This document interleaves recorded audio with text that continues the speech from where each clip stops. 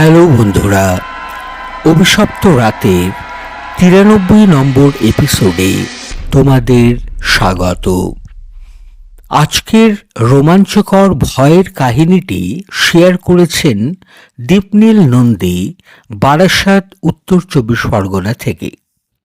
প্রথমেই আমি দীপনীল বাবুকে অভিশপ্ত রাত ইউটিউব চ্যানেলের পক্ষ থেকে ধন্যবাদ জানাই এত অদ্ভুত একটা ভয়ের কাহিনী আমাদের এই চ্যানেলকে শেয়ার করার জন্য। কাহিনীটা পুরোটা শুনতে থাকো, শির দ্বারা বেয়ে ভয়ের শিহরণ খেলে যাবে, এটা তোমরাও বুঝতে পারবে। 2020 সালের শেষের দিকটা। কোভিডের কড়াকড়ি তখন অনেকটাই শিথিল। শর্ত সাপেক্ষে দোকানপাট, বাজারঘাট খুলছে। সরকারি ও বেসরকারি বাস কম বেশি যাত্রী নিয়ে যাতায়াত শুরু করেছে। দীপনীলবাবু একটা বেসরকারি বাস চালাতেন হাসনাবাদ বারাসাত রুটে। দিনে 2 বার যাওয়া ও 2 বার আসা। কিন্তু শেষ ট্রিপটা কয়েকদিন ধরেই রহস্যময় হয়ে উঠছিল। কারণটা কি জানো? তবে শোনো। শেষের ট্রিপটা হতো হাসনাবাদ থেকে বারাসাত পর্যন্ত প্রায় 2.5 ঘন্টার একটা জার্নি। বাসটা হাসনাবাদ থেকে রাত 7:30 নাগাদ ছেড়ে বারাসাত পৌঁছত রাত্রি 10টা নাগাদ। মাঝখানে রেলগেট পড়ে গেলে আরও কিছুটা সময় লেগে যেত। দীপনীলবাবু সেদিন যথারীতি 7:30টার সময় হাসনাবাদ থেকে জার্নি আরম্ভ করেন বারাসাতের উদ্দেশ্যে। ওই রুটের অন্তত 75% অংশটাই গ্রাম্য পরিবেশ। ধানক্ষেত, মাঠ, পুকুর, ডোবা, খালবিল, তালবন ইত্যাদি। দিনের বেলাতে প্রাকৃতিক সৌন্দর্য স্বর্গীয় মনে হলেও রাতে ওই রুটটা ঠিক বিপরীত, অর্থাৎ নারকীয় বলেই মনে হতো। ইদানিং দীপনীলবাবু এটা খেয়াল করছিলেন বা অনুভব করছিলেন যে কেউ তাকে অনুসরণ করছে বা তার ওপর সতর্ক দৃষ্টি রেখে চলেছে।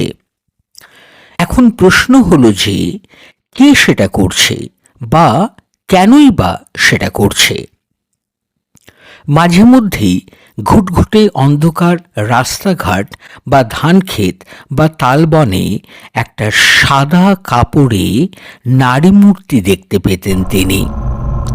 যেহেতু অনেকটা দূর থেকে ক্ষণিকের জন্যই সেই মূর্তি দেখা যেত, তাই দীপনীলবাবু ঠিক বুঝতে পারছিলেন না যে সত্যি কি সেটা কোনো একটা নারী নাকি পুরোটাই ওনার চোখের ভুল।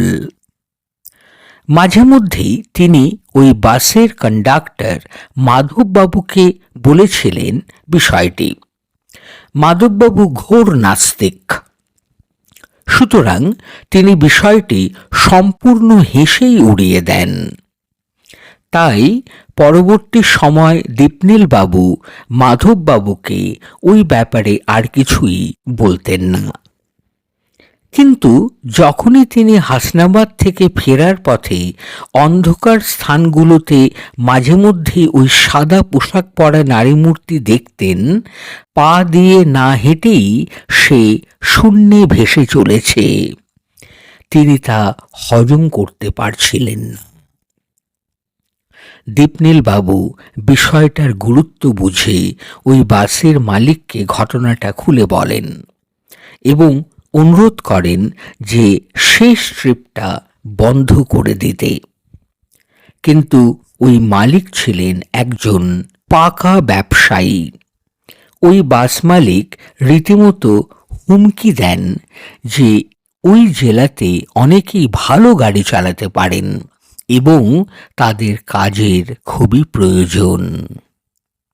অগত্যা দীপনীলবাবু চুপ করে সবকিছুই মেনে নেওয়াটাই বুদ্ধিমানের কাজ বলে মনে করেন।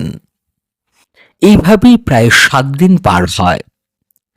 দীপনীল বাবু ওই 7 দিনে মোট 2 বার ওই রহস্যময়ী নারী মূর্তিকে ধান ক্ষেতের কিছুটা ওপর দিয়ে রীতিমতো শূন্যে ভেসে বেড়াতে দেখেছেন।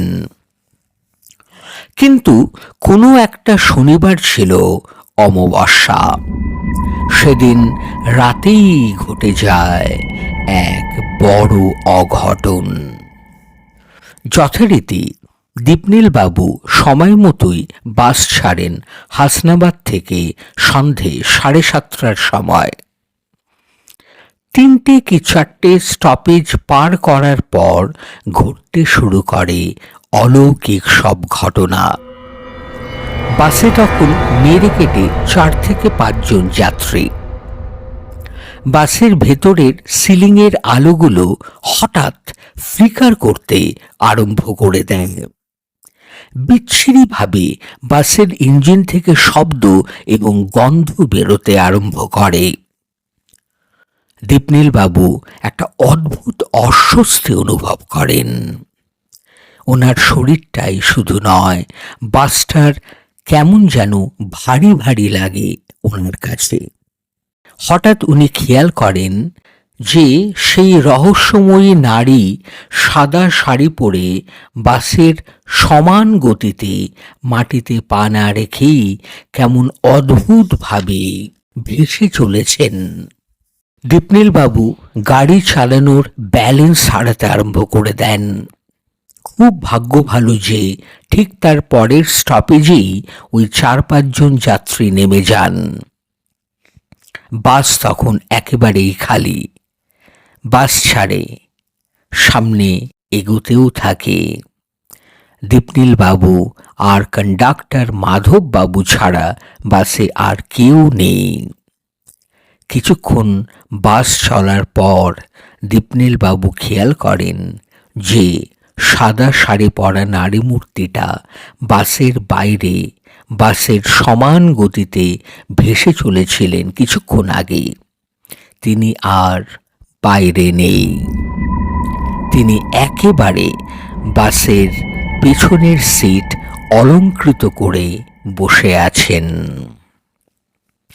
কি অদ্ভুত রকম ভাবে ভয়ঙ্কর চেহারা ওনার। সব চুল সাদা, পরনে সাদা শাড়ি, মুখের ও হাতের চামড়ার রং কালচে সবুজ, আর চোখ দুটো অপার্থিবভাবে পাশবিক এবং যথেষ্ট বড় বড়। সেই নারী যে ইহজগতের জীবিত সত্তা নয়, পরলোকের শাস্তিপ্রাপ্ত কোনো অপবিত্র আত্মা, তা বুঝতে ওনাদের আর বাকি থাকে না। দীপনীল বাবু অজ্ঞান হয়ে পড়ার আগে শাটল ব্রেক মারেন। তারপর উনি যখন চোখ খোলেন তখন সকাল, এবং উনি তখন নিজের বাড়ির বিছানায় শোয়া। সেই ওনার শেষ বাস চালানো। বন্ধুরা, তোমাদের গল্পটা কেমন লেগেছে আমাকে অবশ্যই কমেন্ট বক্সে কমেন্ট করে জানাতে ভুলো না। আর গল্পটা যদি সত্যিই তোমাদের ভালো লেগে থাকে তাহলে গল্পটাকে একটা লাইক করো, আর যতটা সম্ভব শেয়ার করা যায় সেটা একটু করো। আর তোমরা যদি চ্যানেলে নতুন হয়ে থাকো প্লিজ চ্যানেলটাকে সাবস্ক্রাইব করে আমাদের পরিবারের সদস্য হয়ে থেকো, এটাই অনুরোধ। গুড নাইট, শুভরাত্রি, তোমাদের রাত শুভ হোক।